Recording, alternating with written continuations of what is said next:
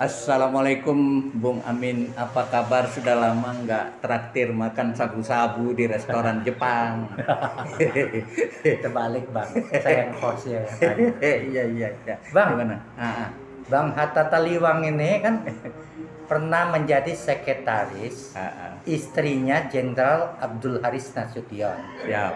Dan dekat Di dan bidang tahu sosial. sejarah di bidang sosial ya. Iya. Tahu sejarah Pak Nas ya. Ya, karena sering ketemu Nah, di Tengkumar. itu Kumar rumahnya, rumah dinas ya. Ya, rumah pribadi beliau. Rumah pribadi ya. Yang sebelahnya itu rumah jadi kantor bekas Nah. sekretariat MPRS dulu. Oke, ini menarik bang, kita kupas nih bang. Ya. Oke. Ya. Jenderal Abdul Haris nih bang, Ya. waktu kudeta G30 SPKI, ya kan? Mengapa dia tidak memiliki peran untuk mengambil alih, ya kan? Harusnya beliau bukan Pak Soeharto, sehingga beliaulah yang menjadi presiden. Dapat nggak ceritakan tuh, Pak? Oh iya. Jadi gini,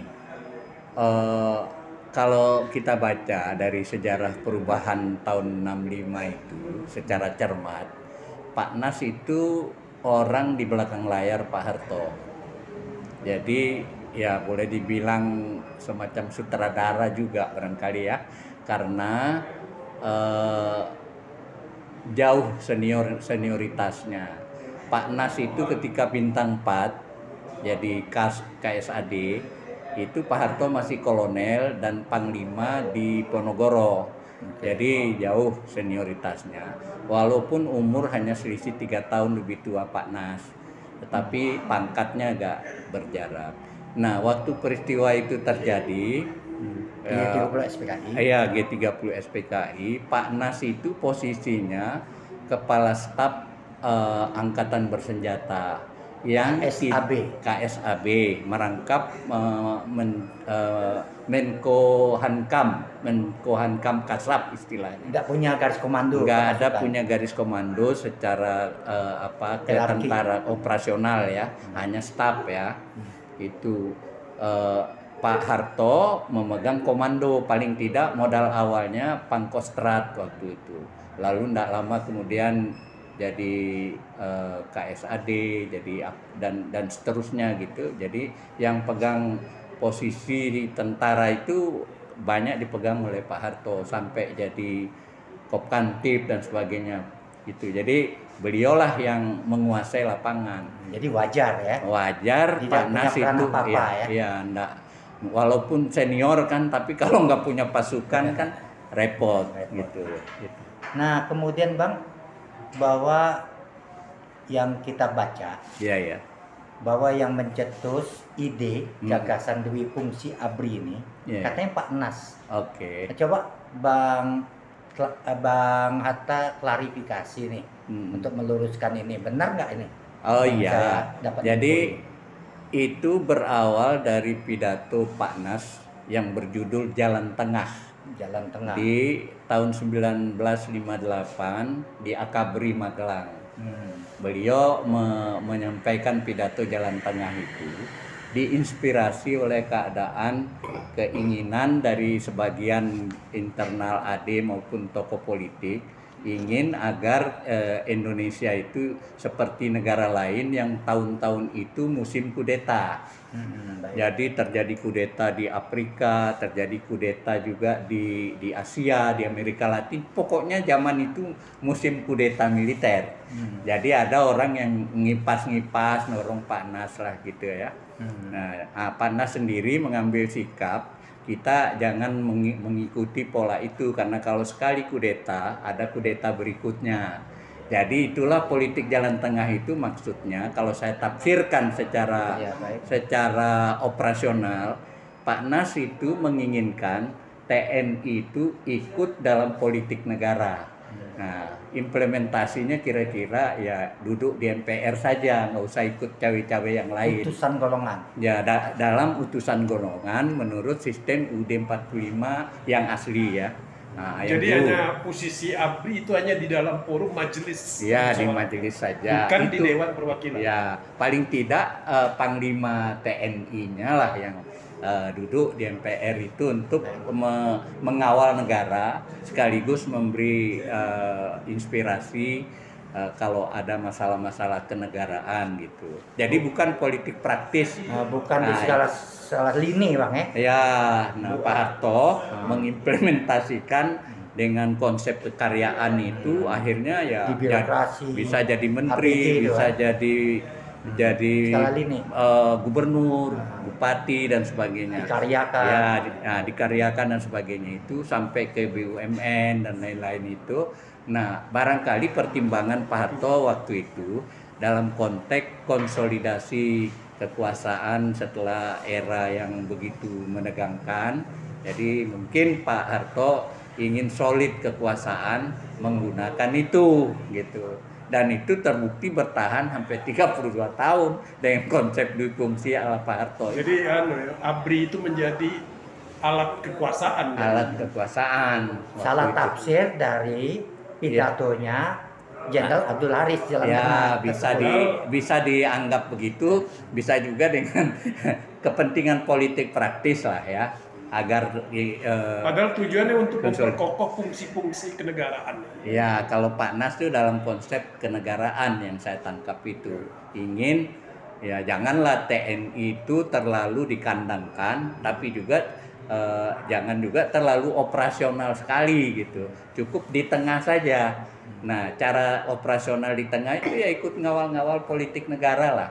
Kalau sekarang fungsi kenegaraannya kurang, malah jadi alat bantu polisi menyelesaikan demo-demo, kok kayaknya lebih terdegradasi dalam era. Oh iya, memang itulah yang banyak orang pertanyakan sekarang. TNI itu misalnya situasi Papua ya kayak begitu, kan dia nggak bisa langsung mengambil sikap. Diambil alih oleh BRIMOB malah. Ya, artinya tergantung politik presiden dan politik di DPR. Karena operasional misalnya terkait anggaran, politiknya. Kapan TNI ini bisa memposisikan diri berfungsi untuk fungsi kenegaraan? Ya. Padahal konsep dasar Pak Nas tadi, militer atau TNI itu adalah untuk memperkuat berjalannya fungsi-fungsi dari sistem ketatanegaraan. Nah, itu tentu kalau kita kembali kepada konstitusi yang asli.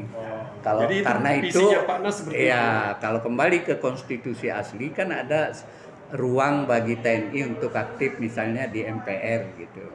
Diwakili oleh panglimanya duduk situ. Barulah bisa mempengaruhi kebijakan negara karena MPR bisa mengontrol presiden kan. Kalau misalnya Panglima mengatakan kepada presiden sebagai anggota MPR utusan golongan kan bisa mengatakan lah itu Papua harus diselesaikan secara militer, nggak bisa lagi secara kepolisian misalnya. Itu bisa karena dia bisa menyampaikan aspirasi, bisa menyampaikan aspirasinya tadi ya. Berbeda kalau sekarang kan dia di bawah Kemhan, masuk barak betul ya. Iya, dia jadi sudah masuk barak gitu loh. Ketika pada zaman sistem era parlementer liberal ini, iya, kita sedang menggodok undang-undang dasar sementara, di mana kabinet parlemen ini jatuh bangun nih Bang. Iya. Kemudian tidak korum-korum nih untuk menentukan undang-undang dasar definitif ini, ya kan? Nah, apa benar ya kan bahwa TNI di balik ini Jenderal Abdul Haris Nasution yang membesiki Pak Presiden Soekarno untuk mengambil alih ya kan semua persoalannya dengan kembali kepada Dekret 5 Juli 1959. Iya, jadi begini. Kembali ke Undang-Undang Dasar 1945. Iya, jadi dulu era tahun 50 sampai tahun 59 kan kita kenal sebagai era liberal sebenarnya. Era liberal. Karena berlaku sistem demokrasi parlementer. Nah, ini dampaknya terjadi sering pergantian kabinet, hampir hanya ada yang umurnya setahun, ada yang umur setahun setengah. Akibat mosi tidak percaya. Ya, itu dan seterusnya. Ini dianggap oleh Pak Nas maupun oleh sipil ini Presiden Soekarno pun gelisah bahwa demokrasi liberal ini ya demokrasi negara tidak stabil, gontok-gontokan, fitnah memfitnah, saling memburukan dan sebagainya itu ya. Sekarang terjadi. kira-kira kayak sekarang karena kita mengulang lagi era liberal. Nah, dalam bentuk lain. Ya, atas dasar itu ketika pemilu tahun 55 mau digelar, Pak Nas punya kekhawatiran karena waktu itu kan boleh ikut Partai Komunis, ada juga Masumi, ada Partai NU dan sebagainya ikut pemilu. Nah, kelompoknya Pak Nas ini yang diberhentikan sebagai Kepala Staf Angkatan Darat gara-gara peristiwa 17 Oktober tahun 52 kan. Nah, mereka akhirnya jadi seperti orang Lubis. Ya, dan lain-lain itu berkumpul membahas, wah kalau pemilu 55 diadakan, takut sekali mereka kekuatan lain yang akan mengatur Indonesia tidak di tengah lagi. Jadi mereka akhirnya membentuk partai yang tujuannya untuk kembali ke UUD 45. Itulah Partai Ikatan Pendukung Kemerdekaan Indonesia alias Partai IPKI itu. Dan mereka ikut pemilu karena mereka udah jadi orang sipil kan, baru diberhentikan. Ada Gatot Subroto, ada Jenderal Nasution dan kawan-kawan. Itulah, nah di dalam pemilu 1955 itu Pak Nas terpilih sebagai anggota konstituante dan Gatot Subroto sebagai anggota DPR. Nah mereka ikut dalam sidang-sidang konstituante itu untuk membahas konstitusi baru lah ya waktu itu. Nah itu terjadi kemacetan kan, sudah kita baca lah dari bukunya Adnan Buyung dan lain-lain. Konstituante. Nah, ya bagaimana konfliknya karena tidak pernah terdapat quorum, nah, di mana suara yang inginkan berasaskan Islam dengan yang Pancasila ini ada konflik lah. Tidak pernah quorum. Jadi akhirnya Soekarno dan mungkin dibisikin juga oleh Pak Nas, di samping kita juga sedang menghadapi konflik dengan PRRI, pengambil alihan, dengan lalu kekacauan dan sebagainya, lalu disepakatilah oleh Pak Nas dengan Bung Karno. Ya kita dekrit kembali ke UUD 45 aja. Nah itulah kira-kira ringkas dari kisah dekrit itu. Peranan Nasution ini besar karena dia melobi ketua NU, melobi ketua Masumi dan lain-lain yang ini agar negara ini lebih selamat, stabil. Kita kembali aja ke dekrit dengan dekrit Presiden 5 Juli di mana di situ untuk mengakomodir suara dari NU dan sebagainya itu atau umat Islam, di dalam pertimbangan dekrit itu ada menyatakan bahwa Piagam Jakarta menjiwai, itu loh kata-kata kunci, di mana aspirasi umat Islam sangat diakomodir oleh dekrit Presiden. Itu kira-kira. Tapi ada nggak pesan khusus Jenderal Nasution kepada pemimpin bangsa, misalnya kepada tokoh reformasi atau kepada calon-calon pemimpin negara? Oh itu kemudian di era 90-an ya, ketika negara ini mulai banyak dikritik oleh petisi 50 dan sebagainya, terjadi konflik cukup serius di elit ya, ada politisi 50 dengan Ali Sadikin dan kawan-kawan. Lalu ada kelompok 7778 yang mengkritik Soeharto juga.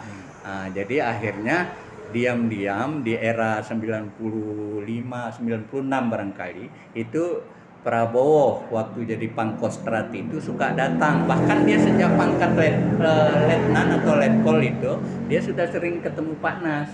Dia sangat hormat dengan seniornya ya. Ya, dia sangat menghormati. Lalu Pak Nas pernah bertanya kepada Prabowo, kira-kira pertanyaannya gini, lu datang ke sini terus, apa nggak takut sama mertuamu?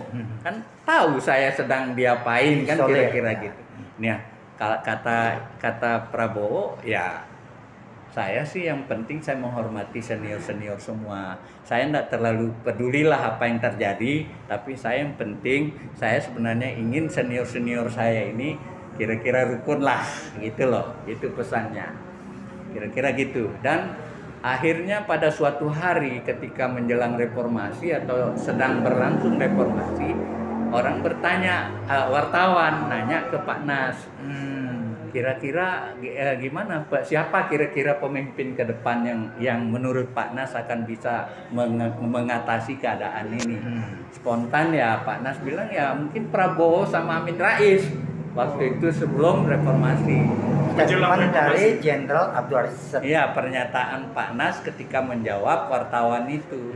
Bahwa dengan adanya kisru konflik ya konflik waktu itu kan sudah serius kan, akhirnya dijawab seperti itu ya, pemimpin yang pantas itu ya untuk misal itu mengatasi keadaan Prabowo dan Amin Rais. Ya itu sesudah itu kan terjadi ya saya nggak tahu diinspirasi atau tidak, kan paling nggak senior itu sudah pandangan sesepuh ya, sesepuh TNI waktu itu. Abang kan cukup dekat dengan keluarga Pak Nas. Kesan-kesannya apa ditangkap Pak Nas? Kalau kesan pribadi saya, memang Pak Nas ini seorang yang patut sekali jadi teladan. Patut. Ya, pertama teladan kesederhanaan hidup. Sederhana. Orangnya tiba-tiba pakai sarung, muter-muter atau apa gitu. Nggak kelihatan sebagai jenderal besarnya gitu. Kadang-kadang saya pernah jadi tanda petik ajudan ke sebuah acara. Saya duduk di depan sebagai layaknya ajudan, karena ajudan sebenarnya Mayor Hasibuan waktu itu sedang tidak ada, jadi saya jadi ajudan darurat. Waktu saya buka pintu, beliau kan duduk di belakang sama ibu. Pak Nas kan mungkin udah 70 lebih ya waktu itu. Saya buka pintu, lalu saya terlalu cepat menutup pintu itu sehingga terjepit kakinya. Kaki Pak Nas. Terus dia bilang, Hatta jangan terlalu cepat nutup pintunya. Marah dia? Ya enggak, dia bilang jangan terlalu cepat nutup pintunya. Saya ini sudah tua. Gitu, jadi sempat. Bang Hatta grogi atau apa? Ada faktor grogi juga ya, tumben nih bawa jenderal besar. Wibawanya ya? Ya, wibawanya itu bikin kita sungkan lah ya, gitu loh. Baik Bang. Kalau yang terima kasih Bang ya infonya. Nanti kita gali dari tentang kisah-kisah Jenderal Abdul Haris Nasution, suri teladan TNI setelah Jenderal Sudirman. Lama jadi KSAD 9 tahun. Jadi pengalaman dan pengabdiannya ke TNI tentu lebih besar dari yang lain, ya kan, karena masa waktunya gitu. Kita permisi, sholat, makan dulu ya. Kita 17 menit. 17 menit ya? Iya. Nggak berasa saya.